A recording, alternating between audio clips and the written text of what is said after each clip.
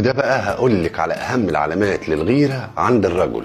ركزي جدا معايا في الفيديو ده لان الفيديو ده بقى مهم جدا ليكي. وقبل ما ابدا بقى عايز اوضح لك شيء صغير جدا.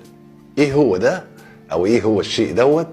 ان الراجل بيتعب او بيبذل جهد كبير جدا للوصول للمرأة، ولما يرتبط بيها اعتقد ان ما بيبذلش مجهود كبير جدا برضه، ده البعض مش الكل، علشان يحتفظ بيها. طبعا كلامي هنا ما بعممش على كل الرجال، انا بقول البعض علشان نكون منصفين.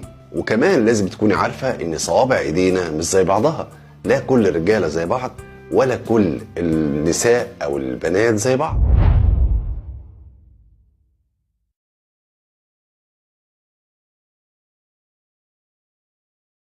والهدف بقى من الفيديو ده انك تعرفي علامات الغيرة عند الرجل، وده مهم جدا ليه؟ علشان تتفادي اي خلافات هتكون نتاج او نتيجة الغيرة دي.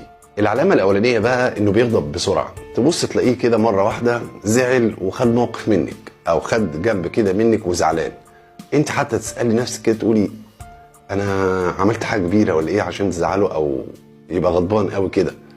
زي مثلا لما تكوني خارجة مع صحباتك فتلاقيه زعل وغضب جدا، روحت البيت متأخر مثلا يتضايق جدا منك. لما تكونوا متزوجين مثلا متجوزين واتأخرتي في تحضير الغداء تلاقيه برضو يغضب منك وما يديكيش اي فرصة انك حتى تدافع عن نفسك او تتناقشي في الموضوع اللي بيتكلم فيه ده او اللي زعله مثلا.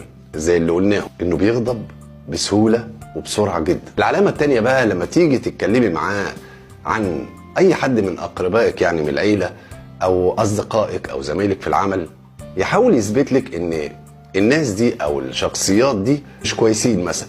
الراجل اللي بيغير من النوع ده احذري جدا او خلي بالك، لانه بيصاب بشيء من الجنون وقتها. فاحذري النقطة دي او تخلي بالك جدا من النقطة دي. علشان كده بنصحك انك تتجنبي في عرض الامور دي معاه، لان الشيء ده بيحسسه زي ما قلنا يبقى كده ممكن ان هو يفقد عقله ويتهور. يعني انت معايا؟ ولو كان حتى بدافع حسن نية، يعني لو حتى بتتكلمي عن المواضيع دي او عن الناس دي بحسن نية بلاش. العلامة الثالثة بقى ان مثلا لو انت وعدتي صديقتك وهتخرجوا مع بعض، يبتدي بقى يسألك هتروحوا فين، صاحبتك دي مين، عيلتها مين،